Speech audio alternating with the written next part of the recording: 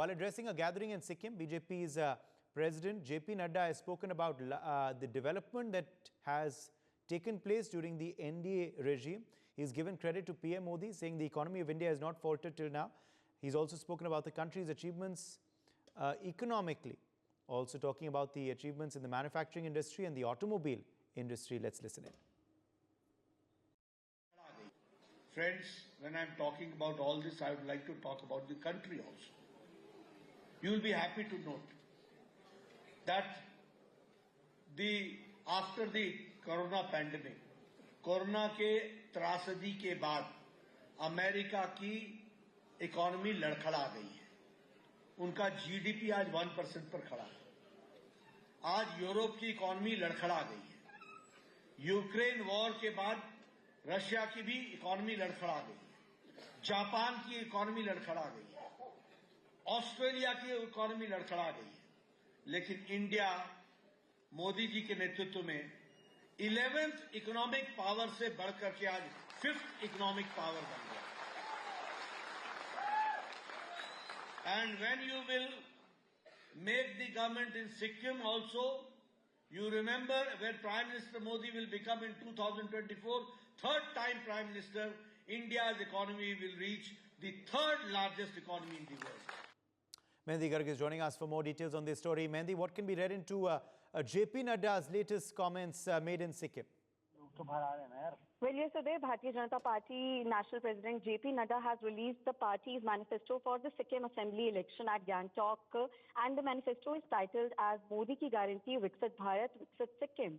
So in the launching event, JP Nadda has attacked Congress while saying that the previous governments believed in isolation and ignorance. They wanted to keep the people isolated, ignore them and increase their vote bank politics. So this was the style of functioning of the Congress party and other parties. But when PM Modi became the Prime Minister, he said that look east, act fast and act first.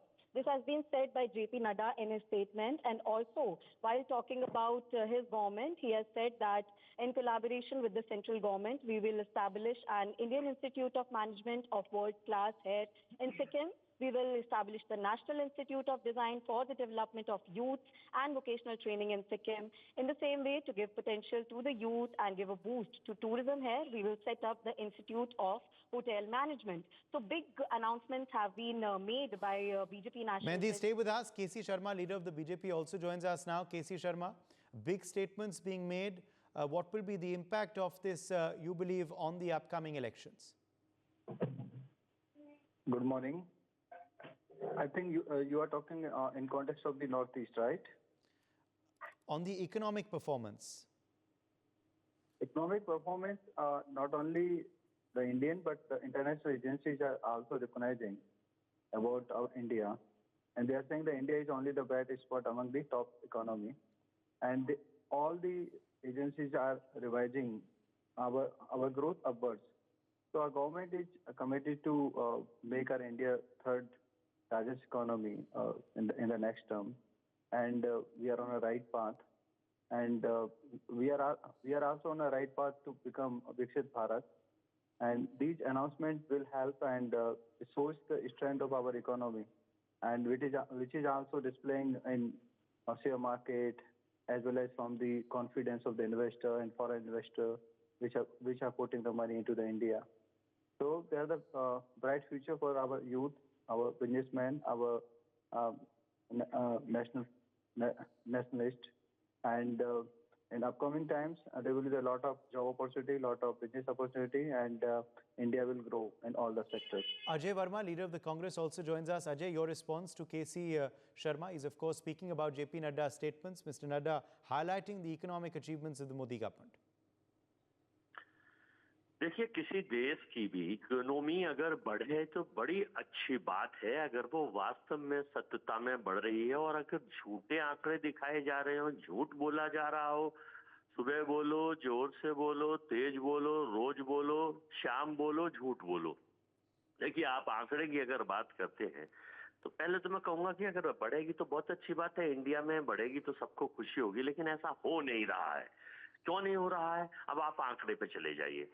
Oxfam का आर्थिक असमानता का record अगर आप उठाएंगे और आंकड़ा उठाएंगे तो इस देश में जो आर्थिक असमानता इतनी बढ़ गई है कि 1% लोगों के पास देश का 40% पैसा है और 60% पैसा देश के 99% लोगों के पास। मेरी बात ध्यान से सुने और देश की जनता सुने, आपके लोकप्रिय दर्शक सुने, आपका लोकप्रिय चैनल सुने और इसे सुना है।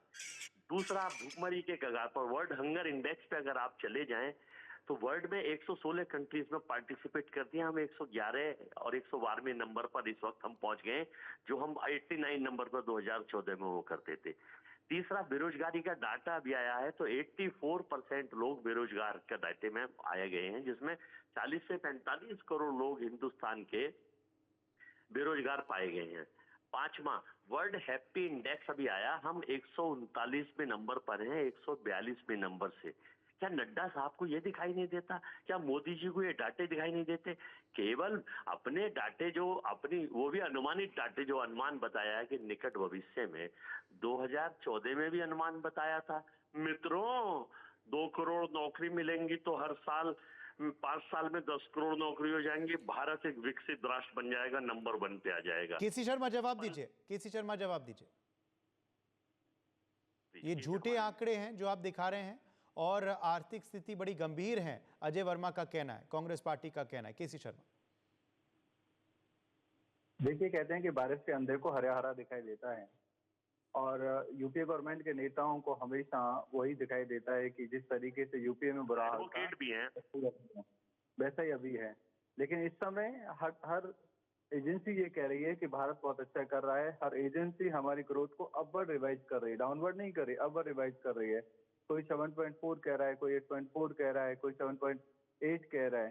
तो ये क्या दिखाता है? ये कॉन्फिडेंस दिखाता है और कॉन्फिडेंस दिखाता है कि जो फॉरेन इन्वेस्टर्स हैं वो अपना पैसा दूसरे देशों से निकाल के भारत में लगा रहे हैं।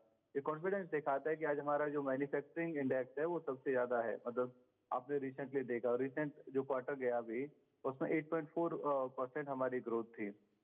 इस समय आप देखेंगे जो जॉब है, अभी आप हमारे जो डिफरेंट डिपार्टमेंट हैं जहाँ पे हम लोग पीएफ जमा करते हैं, ईपीएफ डिपार्टमेंट है या हमारे इंश्योरेंस डिपार्टमेंट एम्प्लॉय के, उनका डेटा देखोगे तो आपको पता चलेगा करोड़ों की संख्या में एम्प्लॉयमेंट जनरेट हुआ है। एसबीआई की भी रिपोर्ट आई थी, उसने बताया था कि लगभग 5 करोड़ एम्प्लॉयमेंट पिछले 4.5 साल में जनरेट हुए हैं और वो ऑर्गेनाइज सेक्टर में। तो अनऑर्गेनाइज सेक्टर को हम अगर लगाएंगे, और अनऑर्गेनाइज सेक्टर भी बहुत बड़ा सेक्टर है जिसको हम लोगों ने मुद्रा के माध्यम से मजबूत किया, 40 करोड़ से ज्यादा लोन दिए गए, वहाँ पे भारी संख्या में एम्प्लॉयमेंट जनरेट हुआ। लोगों ने न सिर्फ अपना एम्प्लॉयमेंट मजबूत किया बल्कि दूसरों को, हम लोगों ने भी तो आपने जो है अपने मित्रों के माफ कर दिए, मित्रों को हम लोगों ने मजबूत किया। हम लोग जो सेल्फ हेल्प ग्रुप है महिलाओं के, उसके माध्यम से हम अपने गांव की महिलाओं को, गरीब महिलाओं को, छोटे टाउन में रहने वाली महिलाओं को मजबूत कर रहे हैं, लखपति दीदी बना रहे हैं। इंफ्रास्ट्रक्चर में हैवी इन्वेस्टमेंट हुआ है। अब की बार भी 11.11 लाख करोड़ रुपीज उसमें इन्वेस्ट हुआ है और जो 10 साल में अपने जितना इंफ्रास्ट्रक्चर इन्वेस्ट किया ये 60 साल में नहीं कर पाए। तो इंफ्रास्ट्रक्चर के जो इन्वेस्टमेंट है वो मल्टीप्लायर होता है, मल्टीपल इसके इफेक्ट्स होते हैं और सब हमारे यहाँ पे जॉब ओरिएंटेड है।